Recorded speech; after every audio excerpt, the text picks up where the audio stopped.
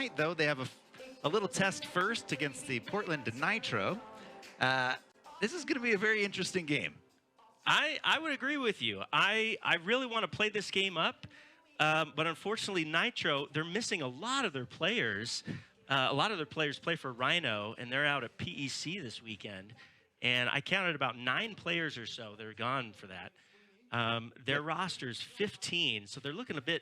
15 total. Yeah, 15 total. You got an O-line, a D-line, and then a floater. Presumably, the floater will be doing extra duty on the sideline, right? Calling defense. See which players step up for Portland. This reminds me of a game last year that Salt Lake played against Seattle here, and it was similar, where it was just, you know, not the usual crew, and there were some guys that just, they stood up and... Oh, was that nearly oh, no, a it looks turn like from Kerr to Lindsley to start the game? Not quite. Ref was right there watching. Lindsley now trying to poke holes. Nitro, they typically have kind of this junk defense where they really try and slow down the offense. The last time the Nitro played the Shred, the weather was terrible. So the first quarter, first quick score. First goal already. This is going to look way different than the first team. Dunabile, that's something we've been watching. And that's nobody to scoff at. It's one of the things I'm concerned about for Portland is just longevity, because you only got 15. And so runs like that, I'm expecting to see from them in the first quarter. If I can see the same runs in the third and fourth, I'm going to be color me impressed. And the disc is up. Shred's O-line set to receive. Grant Lindsley. Ooh, that landed in. Chad Jorgensen, or Luke Jorgensen, over to Sean. Sean finds Lindsley. And that was very good catch by Luke. Not quite the angle I think Lindsley wanted on that, but yeah, Luke diving to keep it alive. See, the Nitro, they kind of had this kind of junk defense where they really just try and stop forward motion, but it ends up allowing for lots of easy swings. Their goal may be to try and trap them on the sideline, set up a kind of zone, but it definitely does slow down the Shred's offense. We're used to seeing them score within, what, 15, 20 seconds on average? Lindsley to Jaime for a score. Looked very equal. He's got a little bit of a limp going on for Portland. This is a big problem. When you got 15 on the roster, big problems if you have injuries. Yeah. So then what do? You just you got more play time. Hey, you want to play? You start getting people from the sideline, maybe from the stands. Waterboy, come here. Disc is in. See if the coach is suited up. Sean Knoll with the center over to Luke Jorgensen. Finds Jaime, center field, nice cross cut. Jaime entertaining the idea of a deep shot to Dunabile, but back to Luke Jorgensen over to Lindsley. Sails over. Dunabile. Let's say that's what he meant to do. Of course. That one also sails a little bit high, but Jacob Miller pull it down. Miller's been so good with completion rate this season. Oh, yeah, 98% or so. The whole O-line. Oh, and that's just a great score. Jacob Miller, Jordan Kerr, they've been loving that corner of the end zone so far tonight. 4-2. The Shred have so many weapons, you know? Hoping for, of course. So you start looking ahead to next year. You start looking at some of these guys who maybe weren't getting touches as much, and you got to evaluate who did really great this game against Salt Lake. Maybe try some new things, right? Try some Allow new things people to out. be handlers who normally wouldn't be handlers. What a beautiful throw. Gorgeous hammer, unfortunately bounced off his chest. That was number 9, Ryan Wolf. So now the Shred with a chance at another break here. Will Selfridge. Oh, that was Luke, sorry. Oh, and it may have been foul. Foul call. Yeah, it looks like it was a strip. So Weinberg will keep the disc. He'll move up 10 yards. Yeah, it was that was a close window, and I think that the ref may have made the right call, but I think Quinn had an argument as well that he got that. Yeah. And that's the type of intensity that I want to see from Portland, right? This is the goals I have for Portland tonight. Is if they can keep this game within 5, I think that's a significant accomplishment. Oh, definitely. And if they can play with the intensity that it frustrates some of the Shred players, I also think that's a big win. I want to say the over-under if I were a betting person. Shred by 10. So Weinberg over to Mounga. He picks up his second on his birthday. Happy birthday to you, sir. Sorry, you were saying Michael, who's, I think this is our first time seeing Michael out here for the shred. Michael Geary, number 25. It is. It's his first AUDL game. For some reason, I don't know why I thought Gene LaRue had shaved his head. But he's, okay, here we go. We're getting some info here. Michael's a lefty, I think. Yeah. We'll keep an eye on him. And Nitro with a big pull over to Luke. Now up to Sean. Sean with the disc. Back to Luke. Looking to Lindsley. Grant pulls it down. He fakes a big deep. Kind of makes the defense jump. Now Kerr with the disc. Fakes that little scuba. Dumps it back to Lindsley. Now to Luke. Over to Sean. And in cut by Jacob. Jacob with it. Back to Luke. They're really taking their time here. Not worried about trying to move the disc upfield too much. A lot of fake throws. Back to Luke. Portland's got Knudsen kind of lurking deep, trying to prevent almost big there, throws. Well, from our perspective anyway, it may not have been close.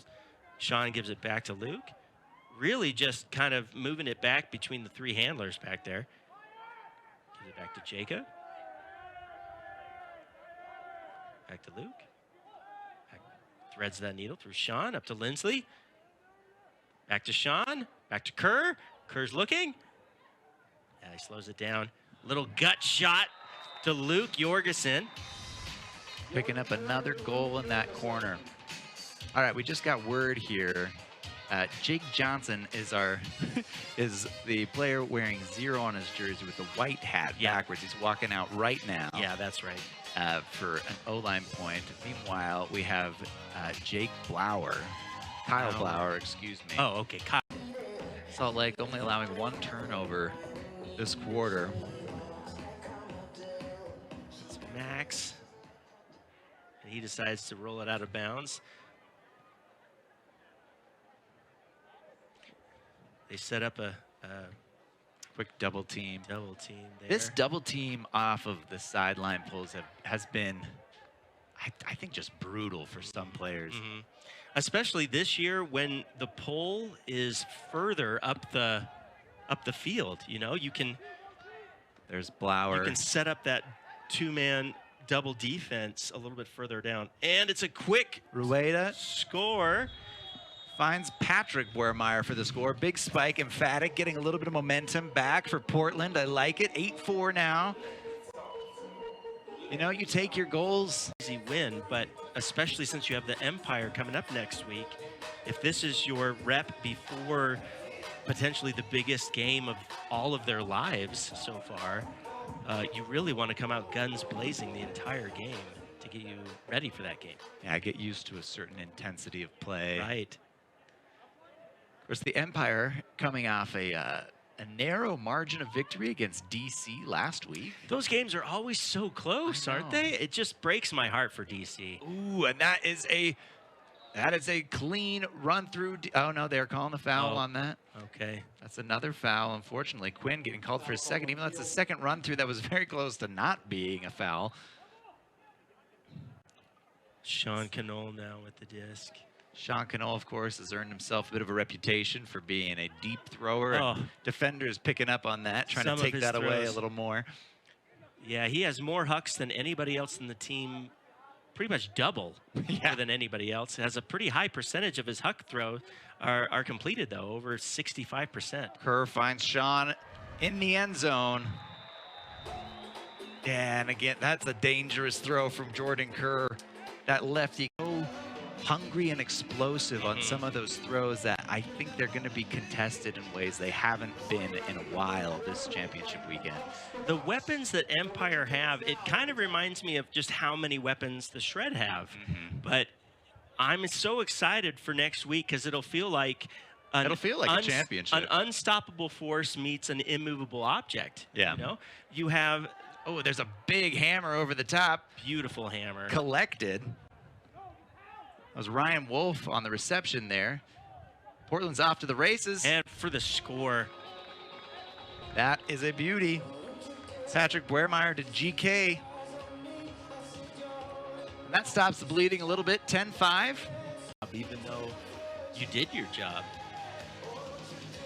So that is the type of movement that Portland's going to be looking to have more of. Nice lofty forehand pull here. That'll connect with Luke. Luke up to Sean.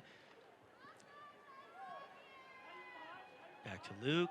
Over to Lindsley. Lindsley to Miller. And he's off to the races. Nope. Biles having a big cut there. Gets cut off. Over to Sean. Big in cut. He's the Energizer bunny of this group. You know, it seems like he's always running. Speedy deep. And can always seem to get open. Up to Kerr. Kerr with a lefty. Up to Jaime. And Jaime's got options. But again, conservative shred here. They're not rushing anything.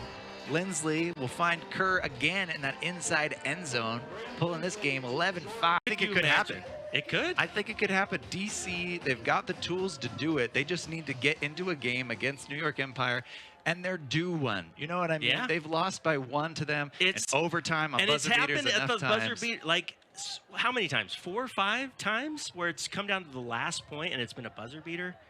It's got to be frustrating for the DC, but they're there. They just, maybe if I were them, I would find the tallest person that you can possibly find. Add him to your roster. Just have him out there on the last point, you know, get a 7'5" guy. Yeah, those are around somewhere, I'm sure. Just for, you know, just for that very last point. They don't even have to be good at Frisbee. Wolf now clearing back to Johnson. Johnson's going to let a big one over to Sweeney. Sweeney's got 2 defenders, now 1 defender. Oh, and it's taken away. That might be a strip call. It's called a goal. Yeah. Hoffman with the integrity call. Yeah, it looked like Sweeney got up and pulled that down before Hoffman got there to make the play. That's a goal. That's a great throw and a great reception. Just gets it there first. And, yeah, a bit of a rip out of the hand. Yeah. That looked close. Shred's O-line back out on the field. Still a good crowd out here, Zions Bank Stadium. There was some questions about, it was a hot day today here in Utah, over 90 degrees. And you can see that the crowd is loving that shaded awning section of the stands. The sales for next game, ticket sales, are already looking deeply strong, with some people traveling as far as a few hundred miles to come and watch I the game. don't blame them. I would do the same, knowing just how epic that game is going to be. Luke Jorgensen weighing his options deep. Jacob Miller looking to score, but oh no, excuse me, it's Dunabile. Of course, it's Dunabile. Sean Knoll now on the sideline. Oh, Grant Lindsley with that beautiful shake and bake, gets open up line, and then throws it up to Luke Jorgensen for the score, making that 13-6. Everybody else on the field thought it was a lost cause. Gorgeous layout, Nate. You know, that's the juice right there. Down by 7, and then a score like that, that can really bring some heart back to the team, you know? Light a fire under people, like, this game is not over. Let's show them what we can do. And again, you just got to remember what your goals for the game are. Yeah. Right? You look at the scoreboard and you think, we can't win. And just, you got to change the mentality altogether to say, that can't be what your focus is. We must keep it close, right? We must make big plays. Right. We have to earn the respect that we know we're due. Yep. Individually as a player in these moments, your goal has to be, I'm going to get a D this point. Yeah. Or I am not going to turn it over. You know, just the little goals like that. And it looks like there's a call on the field. I think it was a pick. We're going to get that called back 10 yards. So Luke will have to walk back 10 yards and taps the disc in. There's some good defense there. But yeah, I mean, back to talking about Grant Lindsley.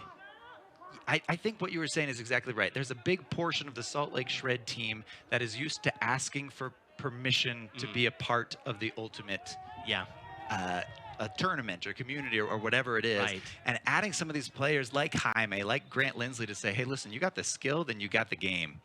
And we've watched that confidence just transform this team this year. Confidence. Oh, is there a turnover? Oh, a timeout. Oh, timeout. Oh, okay. Portland timeout. 4 minutes left in the first half. About, okay, between Oakland, Colorado, and Los Angeles, who's going?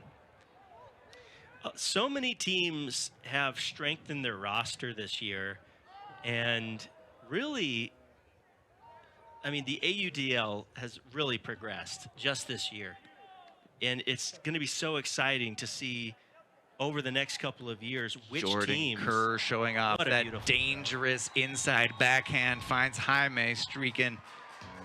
You know, they have loved that opposite side of the end zone for scoring tonight. On your right side, it's been that far corner. On this side, it's kind of been this close sideline. And it's great for us because we get a great camera angle. Oh, yeah. We got a...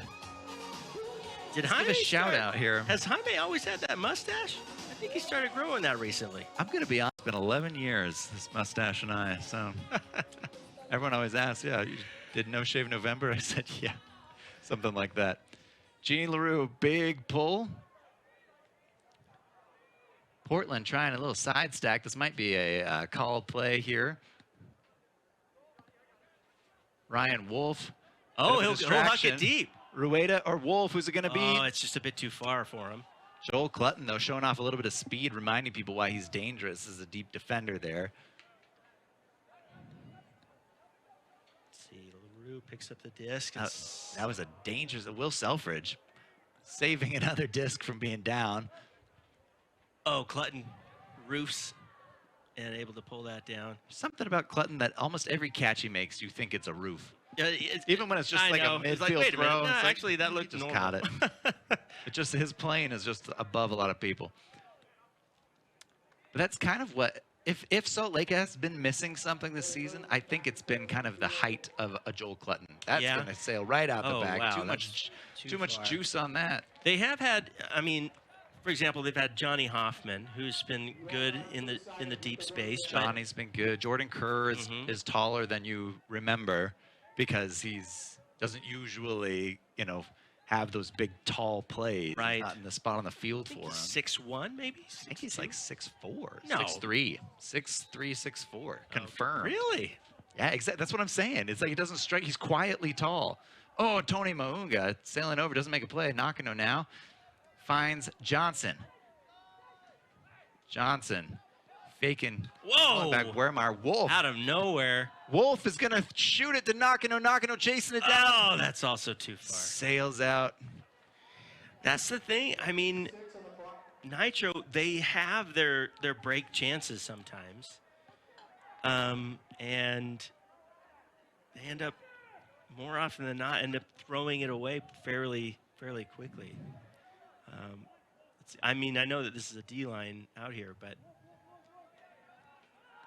big huck deep. What a beautiful throw. Weinberg chasing it down. Will Selfridge streaking on the other side of the field.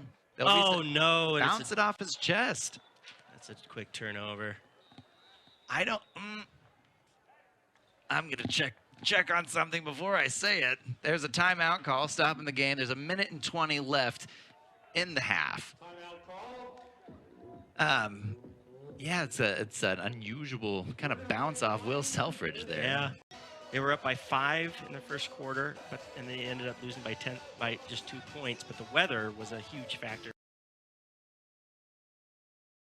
In the first game against the Shred, they were up by 5 in the first quarter, and they ended up losing by just 2 points. But the weather was a huge factor for that game.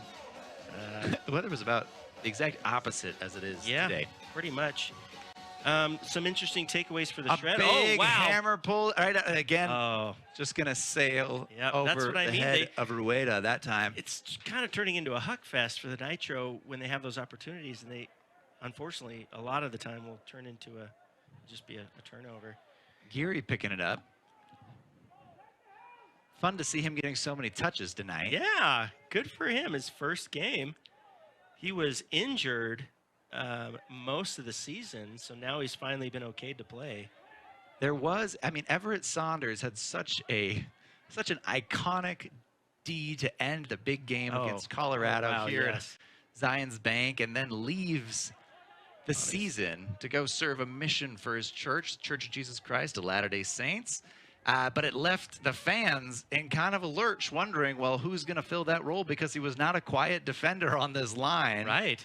And so seeing a Geary, searing a Geary. Searing a Geary. Sorry. There's another score for the Salt Lake Shred.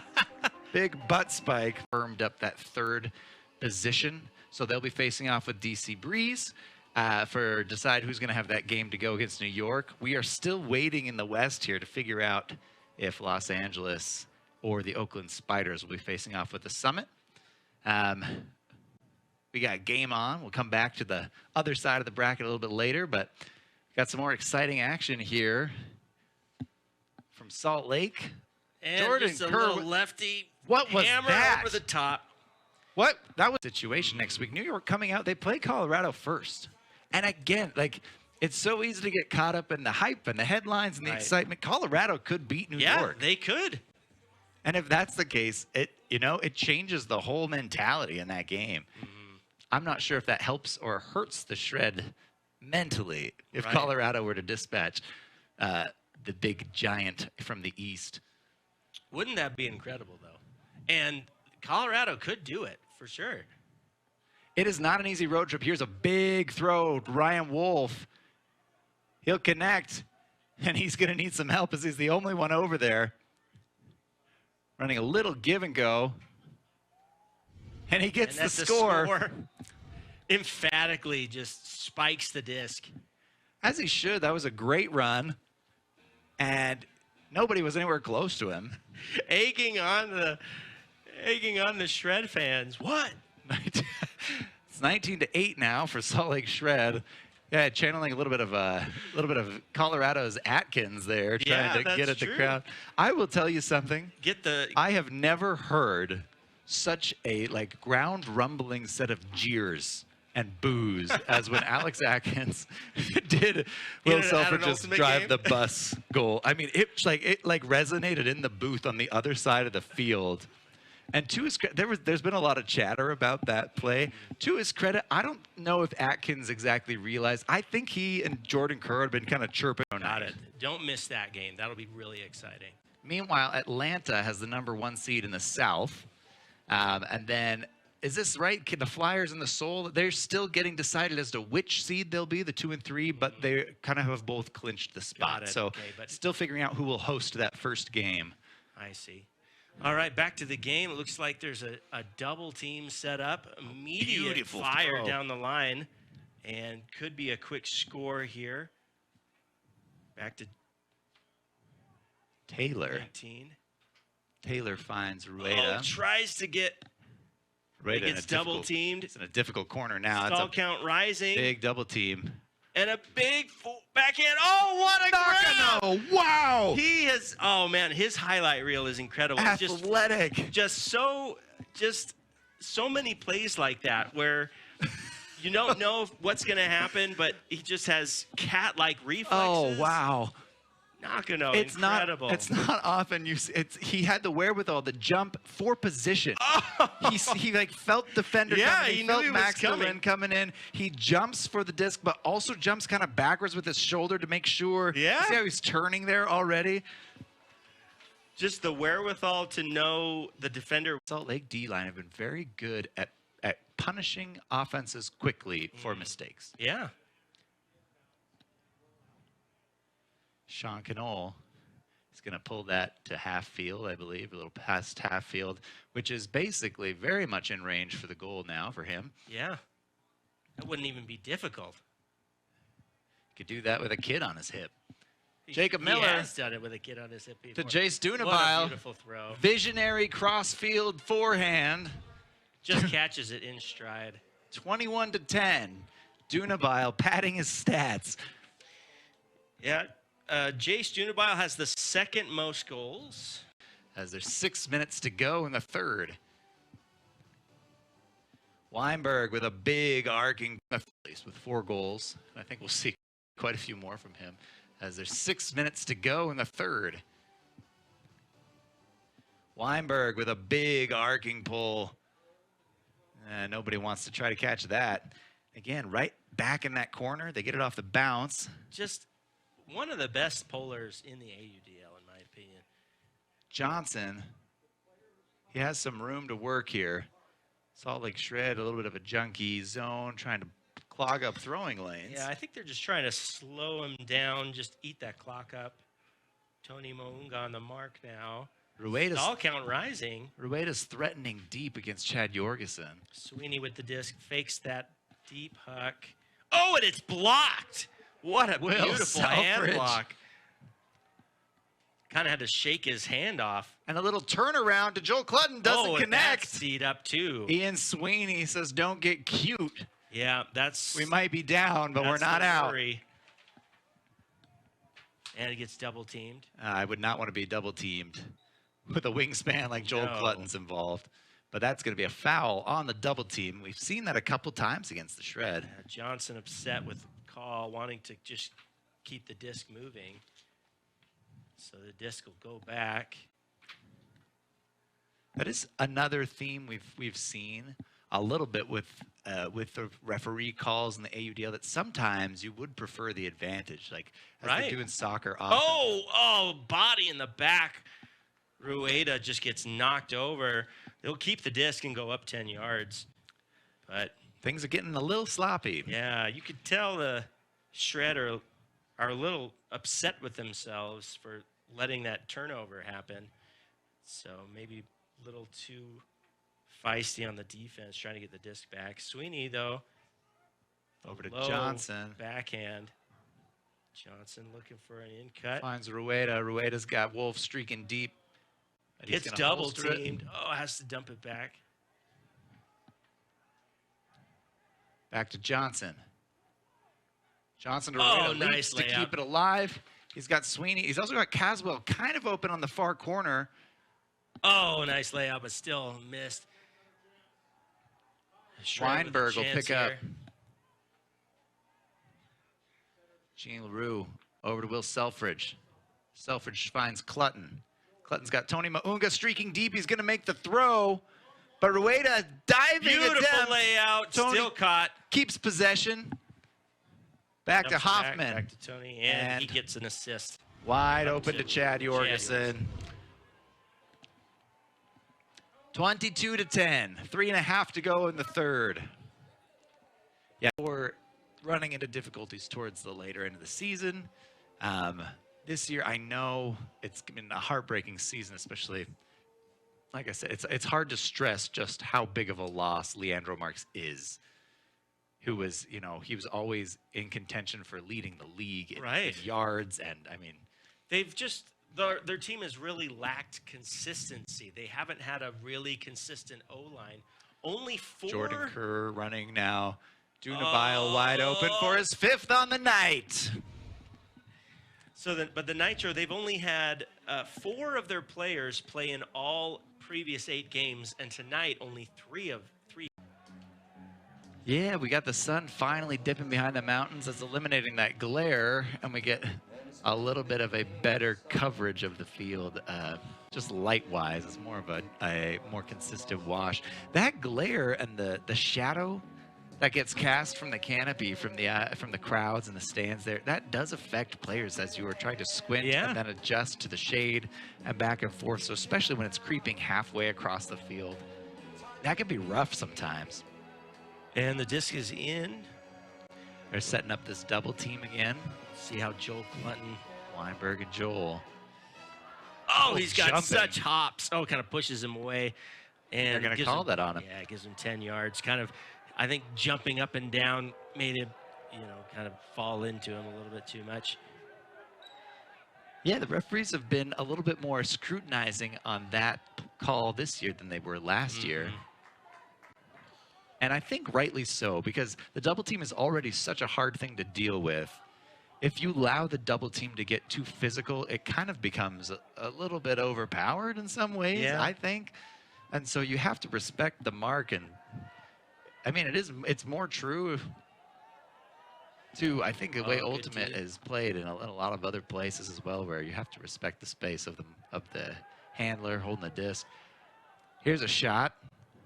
Tiptoeing the line. Nice grab. That'll be Avi Taylor. This is his second AUDL game. Maybe not exactly the type of game he had expected. Going on a little bit more. I mean, adds elements of football and soccer to it. There's referees that help move the game along, for better or for worse. Well, and I think there's a lot of arguments to be had to say, hey, look, maybe a club league or a college league does a better job at like prioritizing,